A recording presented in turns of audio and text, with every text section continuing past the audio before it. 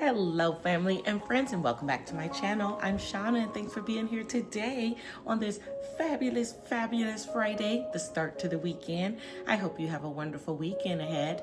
Well, let's say a really quick prayer, and we'll talk about what we're going to read today. Lord, thank you for every single soul who can hear my voice. Please give us wisdom, knowledge, and understanding to gain some insight from your text. In Jesus' name, amen.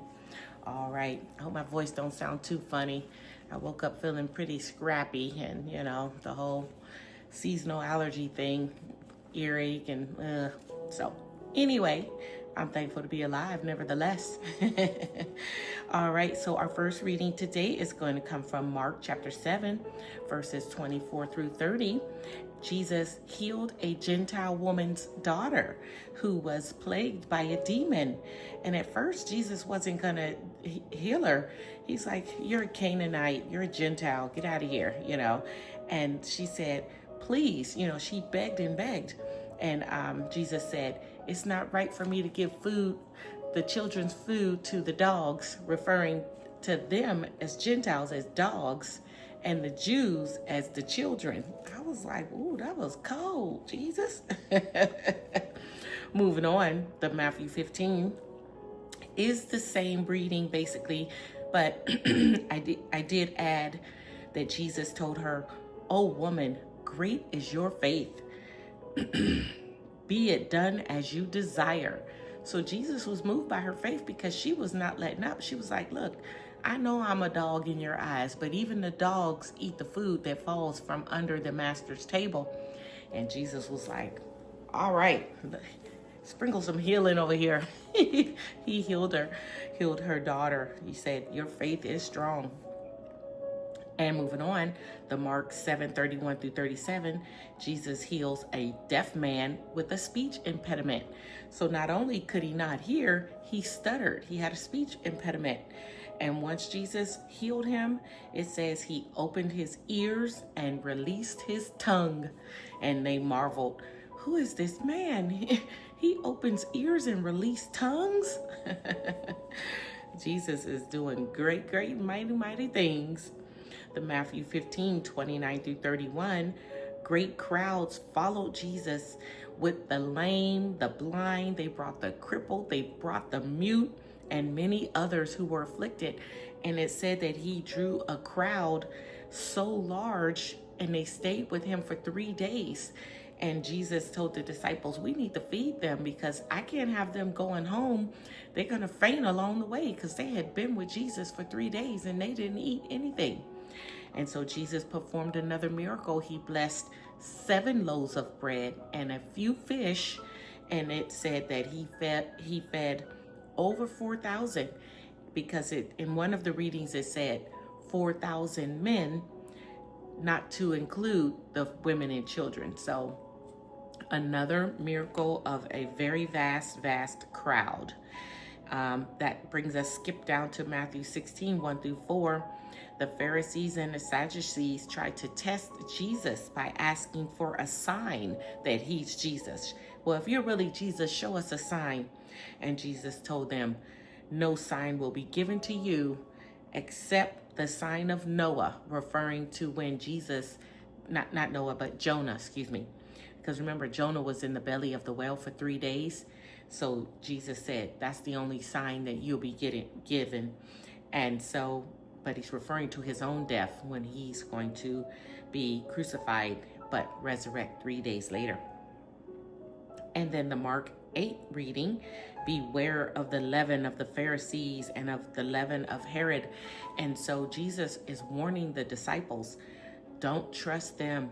Beware, they are going around teaching the wrong things, lots of false teaching and fake doctrines. And so he referred to them as leaven, because when you bake bread, you just need a real little bit, like yeast, and it leavens the whole lump. And that's what the Pharisees and Sadducees are doing. They are corrupting the people with their false teachings. And Jesus warned them. And then lastly, Matthew 16 was basically a repeat of that, and just again warning them about the Pharisees and Sadducees. So good stuff today. I hope you enjoy it. Of course, I prepared a video for you. I hope you like it. And before you go, I have one quick birthday. It's a belated birthday. I seen it later, but it was yesterday. My dear friend Marcy had a birthday yesterday. Happy birthday, Marcy. The sweetest, sweetest, sweetest friend ever. She's so sweet and kind. Happy birthday. May all your birthday wishes come true, my dear. My exquisite sister. Wink, wink. All right, everybody, you go and have a blessed, wonderful, wonderful, fabulous Friday. And if God allows, come back tomorrow so we can read again. All right, be blessed. Bye. Mark chapter 7, verse 24. And from there he arose and went away to the region of Tyre and Sidon. And he entered a house and did not want anyone to know, yet he could not be hidden. But immediately a woman whose little daughter had an unclean spirit heard of him and came and fell down at his feet. Now the woman was a Gentile, a Syrophoenician by birth, and she begged him to cast the demon out of her daughter. And he said to her, "Let the children be fed first, for it is not right to take the children's bread and throw it to the dogs." But she answered him, "Yes, Lord, yet even the dogs under the table eat the children's crumbs." And he said to her, "For this statement you may go your way. The demon has left your daughter." And she went home and found the child lying in bed and the demon gone. Matthew 15, verse 21. And Jesus went away from there and withdrew to the district of Tyre and Sidon. And behold, a Canaanite woman from that region came out and was crying, "Have mercy on me, O Lord, Son of David. My daughter is severely oppressed by a demon." But he did not answer her a word. And his disciples came and begged him, saying, "Send her away, for she is crying out after us." He answered, "I was sent only to the lost sheep of the house of Israel." But she came and knelt before him, saying, "Lord, help me." And he answered, "It is not right to take the children's bread and throw it to the dogs." She said, "Yes, Lord, yet even the dogs eat the crumbs that fall from their master's table." And Jesus answered her, "O woman, great is your faith. Be it done for you as you desire." And her daughter was healed instantly. Mark chapter 7, verse 31. Then he returned from the region of Tyre and went through Sidon to the Sea of Galilee in the region of the Decapolis. And they brought to him a man who was deaf and had a speech impediment, and they begged him to lay his hand on him. And taking him aside from the crowd privately, he put his fingers into his ears, and after spitting, touched his tongue. And looking up to heaven, he sighed and said to him, "Apatha," that is, be opened. And his ears were opened. His tongue was released, and he spoke plainly. And Jesus charged them to tell no one. But the more he charged them, the more zealously they proclaimed it. And they were astonished beyond measure, saying, "He has done all things well. He even makes the deaf hear and the mute speak." Matthew 15, verse 29. Jesus went on from there and walked beside the Sea of Galilee, and he went up on the mountain and sat down there. And great crowds came to him, bringing with them the lame, the blind, the crippled, the mute, and they put them at his feet, and he healed them, so that the crowd wondered when they saw the mute speaking, the crippled healthy, the lame walking, and the blind seeing, and they glorified the God of Israel. Mark chapter 8. In those days, when again a great crowd had gathered, and they had nothing to eat, he called his disciples to them and said to them, "I have compassion on the crowd, because they have been with me now 3 days and have nothing to eat. And if I send them away hungry to their homes, they will faint on the way. and some of them have come from far away." And his disciples answered him, "How can one feed these people with bread here in this desolate place?" And he asked them, "How many loaves do you have?" They said, "7." And he directed the crowd to sit down on the ground. And he took the 7 loaves, and having given thanks, he broke them and gave them to his disciples to set before the people. And they set them before the crowd. And they had a few small fish. And having blessed them, he said that these also should be set before them. And they ate and were satisfied. And they took up the broken pieces left over, 7 baskets full. And there were about 4,000 people. And he sent them away. And immediately he got into the boat with his disciples and went to the district of Dalmanutha. Matthew 15, verse 32. Then Jesus called his disciples to him and said, "I have compassion on the crowd because they have been with me now 3 days and have nothing to eat. And I am unwilling to send them away hungry, lest they faint on the way." And the disciples said to him, "Where are we to get enough bread in such a desolate place to feed so great a crowd?" And Jesus said to them, "How many loaves do you have?" They said, 7, and a few small fish.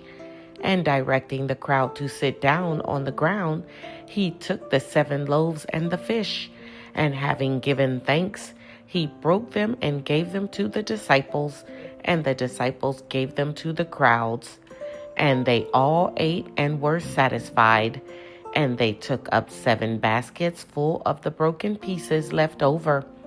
Those who ate were 4,000 men, besides women and children.